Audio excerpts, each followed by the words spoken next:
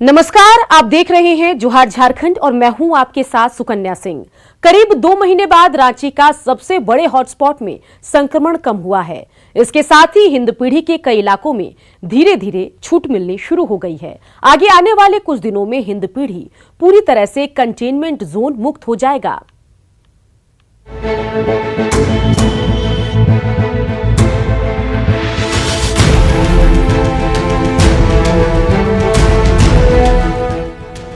Corona से जंग जीतने पर प्रशासन ने हिंदपीढ़ी के कंटेनमेंट जोन को छोटा करना शुरू कर दिया है।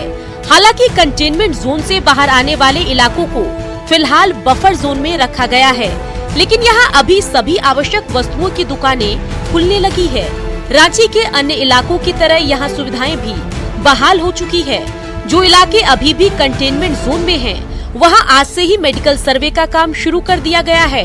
अगर इस मेडिकल सर्वे में कोई केस नहीं मिलता तो उन इलाकों को भी कंटेनमेंट जोन से बाहर करने का फैसला प्रशासन ले सकती है। जितना जल्द हो सकता है हम लोग प्रयास कर रहे हैं कि उन इलाकों को भी हम लोग स्पेशल ड्राइव चला करके स्क्रीनिंग कराते हुए प्रोसेस, जो मेडिकल प्रोसेस को कराते हुए उसको भी जल्द से जल्द डिकंटेन कर दें, ताकि यथासंभव यथाशीघ्र पूरे के पूरे हिंदपीढ़ी क्षेत्र को भी हम लोग कंटेनमेंट जोन से बाहर कर दें। इधर कल हिंदपीढ़ी में हुए विवाद और पहले हुई पत्थरबाजी की घटनाओं पर हिंदपीढ़ी प्रभारी सर ट्रैफिक एसपी ने भी सफाई दी। ट्रैफिक एसपी का कहना है कि किसी भी एरिया को लंबे समय तक नजरबंद करने से इस तरह की समस्या आना लाजमी है। किसी भी परिस्थिति में ये जायज बात है ही कि कोई भी आदमी को बहुत लंबा समय तक घेराबंदी करके रखना एक अपने आप में बहुत बड़ा चैलेंज है, और इससे टैक्टिकल और लॉजिस्टिक्स दिक्कतें भी आती हैं, जो कुछ हाल के दिनों में भीड़ में उबाल आया था। बहरहाल हिंदपीढ़ी में अभी मामला नियंत्रण में है। अगर सब कुछ नियंत्रण में रहा तो जल्द ही हिंदपीढ़ी वासियों को कंटेनमेंट जोन की सख्तियों से रिहाई मिल सकती है। ओम प्रकाश, न्यूज़ 18, रांची। आपने मजदूरों को पैदल, ट्रक से लटकते हुए या फिर बस ट्रेन से घर जाते हुए देखा होगा, लेकिन पहली बार मजदूरों की घर वापसी फ्लाइट से हुई है। मुंबई से 174 मजदूरों का जत्था रांची पहुंचा। ये सभी मजदूर फ्लाइट में पहली बार बैठे थे।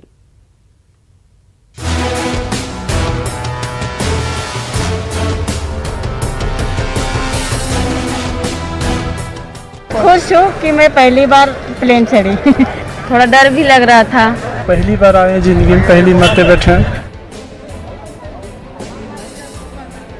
इन मजदूरों की खुशी साफ दिखाई दे रही है। मुंबई में मेड का काम करने वाली मेरी का कहना है कि वो पहली बार प्लेन में सफर कर रही हैं। वो काफी खुश हैं क्योंकि हवाई जहाज में चढ़ने का मौका मिला। अच्छा फील हो रहा है, अपना राज आ गई। बहुत परेशान हुआ वहाँ पे। फ्लाइट पे चढ़ी? नहीं, पहली बार चढ़ रही हूँ। मैं बहुत खुश हूँ कि मैं पहली बार प्लेन चढ़ी। दरअसल मुंबई से 174 मजदूरों को लेकर फ्लाइट रांची पहुंची। अपने घर पहुंचने पर सभी मजदूरों के चेहरे पर खुशी साफ झलक रही थी। उससे भी ज्यादा खुशी इस बात की थी कि वो पहली बार प्लेन में बैठे थे। थोड़ा डर भी लग रहा था, अच्छा भी लग रहा था। ऐसा आपके पति क्या करते हैं? गाड़ी चलाते हैं। साल भर हो गया वहाँ ड्राइविंग करते हैं। खाने लिए बहुत तरस रहते हैं, इधर उधर से किसी तरह तो निकाले हैं। इसी तरह हम लोग सर तो आए, पहली बार आए जिंदगी में, पहली मरते बैठे। इन मजदूरों ने सुबह एयर एशिया की फ्लाइट से मुंबई से उड़ान भरी। बेंगलुरु लॉ कॉलेज में पढ़ रहे छात्रों की पहल से इन सभी प्रवासी श्रमिकों को फ्लाइट में बैठने का मौका मिला। दरअसल सभी छात्रों ने झारखंड सरकार से इसके लिए अनुमति मांगी थी और हेमंत सरकार ने तुरंत अनुमति दी और वे फ्लाइट से मजदूरों को रांची पहुंचाने में सफल हुए। 174 लोग आए, 180 लोग आने वाले थे। 6 लोग मेडिकल को पास नहीं कर पाए वहां से, तो उनको सुरक्षा के दृष्टिकोण से रोक दिया गया। 174 लोग वहां से बोर्ड करके रांची पहुंचे हैं। हेमंत जी आगे बढ़कर क्या है, और हम लोगों को एक झारखंडी होने के नाते ये गर्व हो रहा है कि चलिए पहली ट्रेन भी झारखंड आई थी और देश में पहली बार मजदूरों से भरा हुआ जनता का जहाज जो है वो भी झारखंड आया। एक्टिविस्ट और छात्रों के समूह का कहना है कि अगर उन्हें अन्य राज्य सरकारों से भी समर्थन मिलता है तो वे राज्यों में अधिक प्रवासी श्रमिकों को भेजने के लिए तैयार हैं। न्यूज़ 18 के लिए रांची से भुवन किशोर झा की रिपोर्ट। और इन सब के बीच कोयलांचल धनबाद में न्यूज़ 18 की मुहिम का बड़ा असर हुआ। एसबीआई ने जोनल ऑफिस को देवघर शिफ्ट करने के फैसले को वापस ले लिया है।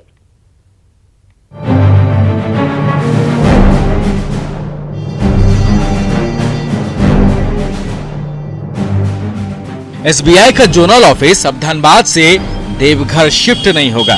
1 जून से जोनल ऑफिस देवघर में काम करने लगता, लेकिन इसके खिलाफ व्यवसायी, जनप्रतिनिधि और आम लोग गोलबंद हो गए थे और फिक्स डिपॉजिट और खाते को फ्रीज करने तक की चेतावनी दी थी। कोयलांचल के लोगों के साथ साथ न्यूज़ 18 ने भी मुहिम चलाई, जिसके बाद एसबीआई को अपने फैसले से पीछे हटना पड़ा। यहाँ पे ठीक मेरे पीछे एसबीआई का जोनल कार्यालय है जो यहाँ से देवघर शिफ्ट होना था, और जैसे ही इस बात की जानकारी धनबाद के आम लोगों को लगी, धनबाद के व्यवसायियों को लगी, धनबाद के जनप्रतिनिधियों को लगी, वो अपने तरीके से विरोध दर्ज कराना शुरू कर दिए।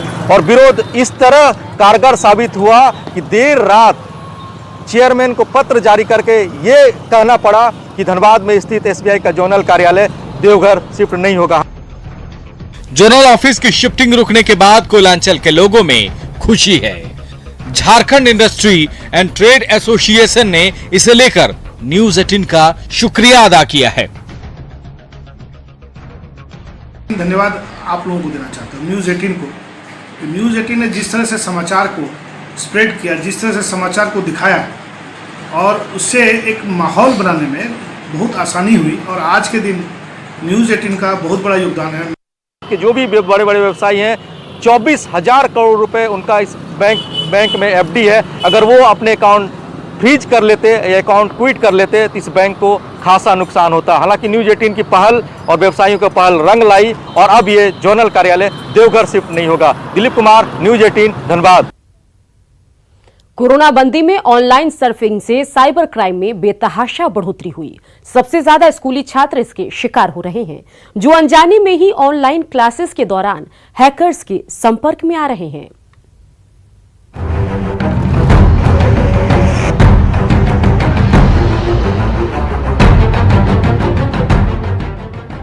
कोरोना बंदी में ऑनलाइन क्लासेस की वजह से बच्चे इन दिनों डिजिटल गैजेट से लैस हैं। साथ ही पढ़ाई लिखाई के साथ वे ऑनलाइन सर्फिंग भी कर रहे हैं। वहीं दूसरी ओर साइबर अपराधी ऐसी स्थिति का फायदा उठाते हुए बच्चों को लगातार सॉफ्ट टारगेट बना रहे हैं। साइबर एक्सपर्ट्स मानते हैं कि कुछ सावधानियों को अपनाकर आप अपने बच्चों को साइबर अटैक से बचा सकते हैं।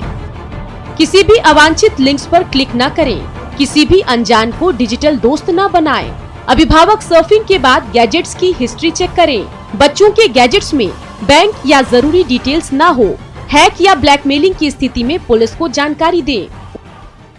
I request all the parents, जो भी बच्चे घर में ऑनलाइन पढ़ाई कर रहे हैं, उनके लॉक टाइम के, उनके डिवाइसेस को, उनके हिस्ट्री में जाकर के वो कहाँ जाते हैं, क्या जाते हैं, किस साइट पे विजिट करते हैं, कितने लोगों से फ्रेंडशिप बना रहे हैं, उन्हें बच्चों को कॉन्फिडेंस में लिया जाए, तभी आपको पता चल पाएगा। You can not stop them just by scolding कि ऐसा नहीं करो। उनके साथ आपको सोशल इंजीनियरिंग करनी पड़ेगी, तब जाकर के आप उन्हें सेफ्टी दे सकते हैं। उधर साइबर सेल में लगातार आ रहे ऐसे मामलों के बाद रांची पुलिस की हैकर्स पर पैनी नजर है। चैट करके या किसी के साथ किसी तरह का कोई कमिटमेंट करके फर्दर फिर उसको यूज करना, उसकी फोटो है, वीडियो है, उसको शेयर करना या उसके एवज में उसे पैसा मांगना, इस तरह की सूचनाएं भी मिली हैं। और इसमें हम यही कहेंगे कि ओनली सेफ्टी इज प्रिकॉशन, और यदि किसी इस तरह का कोई उनको जानकारी मिलती है तो उसको इमीडिएटली साइबर सेल या साइबर पुलिस स्टेशन के साथ शेयर करें। जरूरत इस बात की है कि बच्चों को दिए गए गैजेट्स पर अभिभावक नजर रखें, साथ ही खुद भी ऑनलाइन मार्केटिंग के दौरान बेवजह के लिंक्स को क्लिक न करें और अवांछित साइट्स पर जाने से बचें। बेहतर यही है कि शिकार होने से पहले सतर्कता के फॉर्मूले को अपना लिया जाए। न्यूज 18 के लिए रांची से ओम प्रकाश की रिपोर्ट।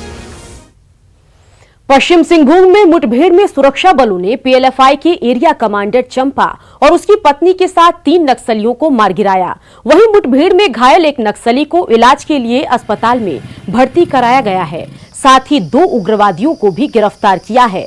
वहीं सर्च ऑपरेशन के दौरान एक AK-47, 3 राइफल, 1 देसी पिस्टल के साथ सैकड़ों राउंड गोलियां बरामद हुई।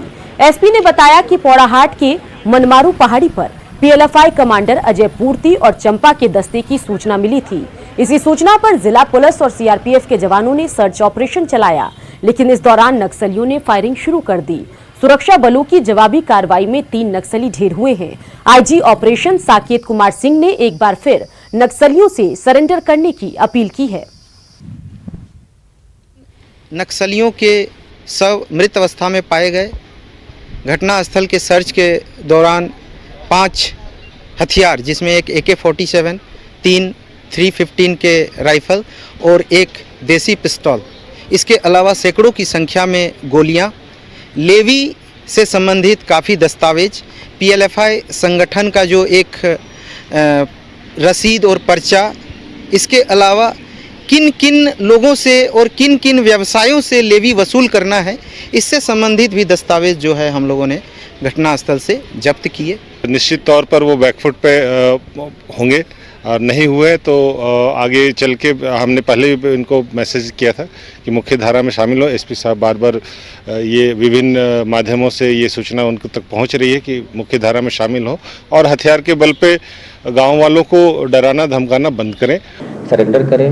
कई बार यह भी देखने के लिए मिलता है कि जो जूनियर कार्डर्स होते हैं नक्सलियों के, उसको सीनियर कार्डर्स लोग गलत उनके बीच में गलत भ्रांतियाँ फैला देते हैं। भ्रांतियाँ ये फैला देते हैं कि पुलिस पकड़ के मार देती है, इस तरह की भ्रांतियाँ फैलाते हैं। इसके कारण जूनियर कार्डर सरेंडर नहीं करते हैं। तो उनको भी सोचने की ज़रूरत है, जब पुलिस ऐसे मौके पे जब इंजर्ड आदमी को जिंदा निकाल रही है तो अगर कोई सरेंडर करेगा तो उसका हम लोग हमेशा स्वागत करते हैं। उनके लिए मौका है, गलत लाइन छोड़ें, गलत जो एक भटक गए हैं रास्ते से उससे वापस आएँ।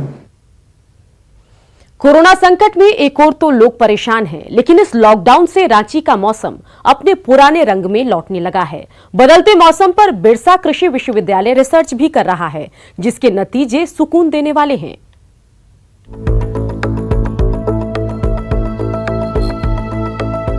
झारखंड अपनी अद्भुत प्राकृतिक छटा और मौसम के लिए जाना जाता रहा है, पर पिछले 2 दशक में झारखंड और खासकर रांची के मौसम में भारी बदलाव देखने को मिला। तेज गर्मी, उमस और कम बारिश जैसी परिस्थितियों में रांची भी दूसरे अन्य शहरों जैसा हो गया। लेकिन कोरोना संकट ने मानो रांची का पुराना मौसम लौटा दिया है। 25 मार्च से जारी लॉकडाउन का झारखंड और रांची के तापमान पर बढ़िया असर पड़ा है। 20 अप्रैल से लेकर के 16-17 मई तक जो तापमान कांके में जो रिकॉर्ड हुआ वो 36 डिग्री से नीचे, 31, 32, 33, 34 और इस दरमियान करीब करीब 112 मिलीमीटर बारिश भी हुई, जो कि 2017, 18, 19 का जो औसत है उसमें करीब करीब 50-60 मिलीमीटर ही बारिश हुई थी, वो भी पहली मार्च से लेकर 31 मई तक। लेकिन इस बार सिर्फ अप्रैल और 20 मई तक करीब करीब 111-112 मिलीमीटर बारिश हो गई। पर्यावरण के जानकारों की माने तो लॉकडाउन में लोग भले ही लॉक में रह रहे हैं, पर नेचर खुल गया है। आसमान का नीलापन बढ़ा है, हानिकारक गैस वातावरण में कमी आई है, फूल खिल रहे हैं और तितलियां दिखने लगी है। यानी कोरोना काल में कई परेशानियों के बावजूद पर्यावरण अपनी पुरानी रंगत में आता दिख रहा है। ये कारण जो हम लोग देखने में लगता है कि एक तो जो ग्रीन हाउस गैसेस वगैरह जो रिलीज करते हैं ना ऑटोमोबाइल्स में और फैक्ट्री चिमनीज, जो हमारे शहर को गर्म करता है, हाँ फैक्ट्रियाँ वगैरह हुई या जितने गाड़ी मोटर जाम ट्रैफिक वो सब गायब थे। तो कहीं न कहीं सारा जो एमिशंस था टॉक्सिक गैसेस का वो बिल्कुल कम हो गया। रांची ऐसा लगा कि 100 साल पहले चला गया जब अंग्रेजों का शासन था, इसलिए शायद रांची को ग्रीष्मकालीन राजधानी बनाया गया था इसी मौसम के चलते। तो ये इतिहास जो आज से 100 साल पहले रांची होता तो जो कल्पना हम लोग करते, जो आजकल की नई पीढ़ी नहीं जानती होगी, वो इस मौसम को देख के समझ सकती है कि आज से 100 साल पहले क्या था। कोरोना ने आम लोगों को कई सीख दिए हैं, जिनमें एक पर्यावरण की रक्षा करना भी है। ऐसे में जब सब कुछ सामान्य हो जाए, उसके बाद भी हम अपनी धरती को बचाने के लिए संयमित और संतुलित रहें। रांची से उपेंद्र कुमार की रिपोर्ट। झारखंड समेत पूरे देश में कोरोना का संकट बढ़ता जा रहा है। ऐसे में 6 जुलाई से शुरू होने वाली विश्व प्रसिद्ध श्रावणी मेले पर संशय बना हुआ है। देवघर में हर साल सावन के महीने में श्रावणी मेले का आयोजन होता है, जिसमें देश विदेश से लाखों की संख्या में श्रद्धालु कांवर लेकर पहुंचते हैं। लेकिन इस बार कोरोना महामारी के चलते पूरे देश के धार्मिक स्थल बंद हैं। ऐसे में मेले के आयोजन पर भी संशय बना हुआ है। पूरे संथाल परगना के लिए श्रावणी मेला केवल एक सालाना धार्मिक आयोजन ही नहीं, बल्कि यह मेला यहाँ की अर्थव्यवस्था की रीढ़ मानी जाती है। यहाँ पर जो है टोटल अर्थव्यवस्था संथाल परगना का वो डिपेंड है बाबा बैजनाथ के मंदिर पर। सारा यह बाबा बैजनाथ धाम मेला के ऊपर निर्भर है, आश्रित है। यहाँ कहा जाता है कि एक महीना का कमाई लोग यहाँ के हर वर्ग, दुकानदार हो या जो हो, ब्राह्मण हो, साल भर खाता है। तो अभी तक तो आर्थिक क्षति होते जा रहा है और इस बार भी यदि मेला नहीं लगे तो ये आर्थिक मार सबसे बड़ा मार पड़ेगा। देवघर में श्रावणी मेले के आयोजन का निर्णय श्राइन बोर्ड की ओर से लिया जाता है, जिसके अध्यक्ष मुख्यमंत्री होते हैं। जिला प्रशासन की ओर से प्रस्ताव सरकार को भेजा गया है। हालांकि श्राइन बोर्ड भी मेले के आयोजन को लेकर गृह मंत्रालय के निर्देशों का इंतजार कर रहा है। श्रावणी मेला से संबंधित अभी तक कोई क्लैरिटी नहीं है। हम लोगों ने जो एक मॉक ड्रिल किया था और हम लोगों का जो प्रस्ताव था, हम लोगों ने माननीय आयुक्त संथाल के माध्यम से और उसको हम लोगों ने राज्य सरकार को भेजा है। और जो श्राइन बोर्ड है, जिसके अध्यक्ष हमारे माननीय मुख्यमंत्री होते हैं, उनके द्वारा ही ये श्राइन बोर्ड निर्णय लेगी कि श्रावणी मेला को इस बार किस तरह से कराना है, अगर होता है तो। पिछले 24 मार्च से लगातार मंदिर बंद रहने से अन्य लोगों के साथ मंदिर प्रबंधन को भी भारी आर्थिक नुकसान उठाना पड़ रहा है। लेकिन कोरोना जैसी वैश्विक महामारी के संक्रमण के जोखिम को देखते हुए सरकारें फूंक फूंक कर कदम उठाने को मजबूर हैं। न्यूज़ 18 के लिए देवघर से ऋतुराज सिन्हा की रिपोर्ट। गिरिडीह के टुंडी रोड स्थित मोंगिया स्टील लिमिटेड के प्रधान कार्यालय में फ्री प्रमोशनल कैलेंडर का लकी ड्रॉ किया गया, जिसमें मोंगिया स्टील के सीएमडी गुणवंत सिंह मोंगिया ने शिरकत की। लकी ड्रॉ के 3 कूपन निकालकर उन्होंने लकी विजेताओं की घोषणा की। इस दौरान उन्होंने कहा कि जो प्रतिभागी इस प्रतियोगिता में भाग नहीं ले रहे हैं, वे जल्द ही इसमें शामिल हो जाएं। लकी ड्रॉ के बाद गुणवंत सिंह मोंगिया ने कोरोना को लेकर लोगों से सतर्क रहने की अपील की।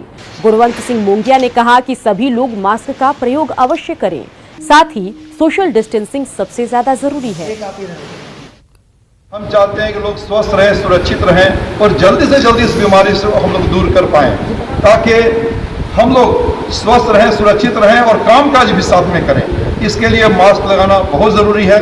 इसलिए इस बार हमने मास्क लगा हुआ पोस्टर सामने लाया है कि इससे लोग कुछ भी प्रेरित होंगे, शिक्षा लेंगे, समझेंगे, इस चीज़ को जानेंगे, तो इसका कुछ न कुछ फ़ायदा जरूर होगा।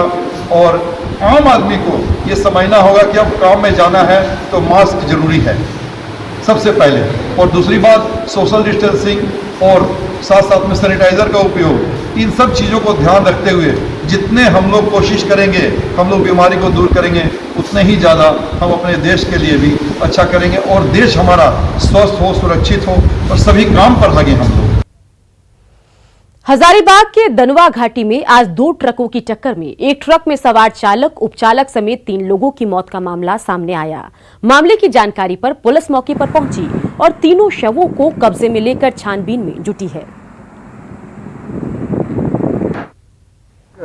अज्ञात गाड़ी में धक्का मारा है और एक कार है, उसमें टकरा गया है, जिससे 3 व्यक्ति की मृत्यु हो गई है और उसको हम लोग छानबीन कर रहे हैं। छानबीन के पश्चात जो है पता चलेगा कि आदमी कहाँ क्या है। लगातार चलता रहेगा खबरों का सफर। देखते रहिए न्यूज़ 18 बिहार झारखंड।